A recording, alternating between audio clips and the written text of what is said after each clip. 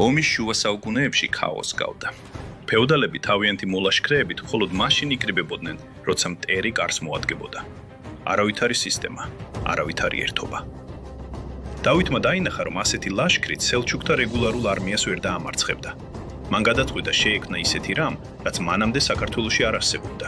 მუდმივი პროფესიონალური არმია, რომელიც წელიწადის ნებისმიერ დროს მზად იქნებოდა საბრძოლველად. წამოიდგინეთ ზამთრის ცივი დილა. იქ, სადაც სხვები ისვენებდნენ, დავითის მეომრები წვრთნას გადიოდნენ. მეფე თავად ადევნებდა თვალს ყოველ ილეთს. მან შემოიღო მკაცრი იერარქია და დისციპლინა. ლაშქარი დაიყო ათეულებად, ასეულებად და ათასეულებად. ყოველ მეომარს თავისი ადგილი ჰქონდა მსხვერპლში. დავითმა აკრძალა უაზრო კიჟინი და ქაოსი ბრძოლის ველზე. ქართული ლაშქარი გადაიქცა ერთიან, ცივ და მომაკვდინებელ მექანიზმად. რეფორმის გვირგვინი მონა სპა იყო, მეფის პირადი, ელიტური გვარდია.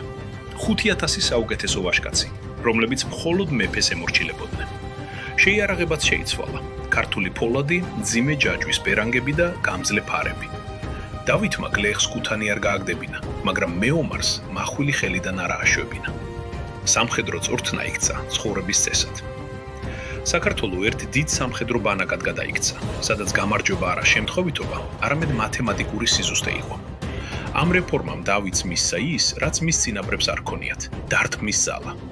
ახლა მას შეეძლო არა მხოლოდ დაცვა, არამედ შეტევა.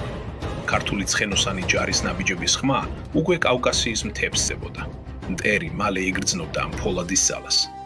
დავითმა შექმნა არმია, რომელმაც ისტორია შეცვალა. შემოგვიერთდით ამ მოგზაურობაში. ჩვენ ვაგზელებთ ვიდეოების სერიას დავით არმაშენებლის ეპოქაზე. გამოიწერეთ არხი, რათა არ გამოტოვოთ, როგორ იწერებოდა საქართველოს დიდება. თუ გსურთ უფრო ხანგრძლივი ვიდეოები, მხარი დაბუჯერეთ. თქვენი მხარდაჭერა გვეხმარება არხის გაძლიერებაში. თითოეული დონაცია ახალი სერიების გარანტია. დონაციის ლინკი იხილეთ აღწერაში.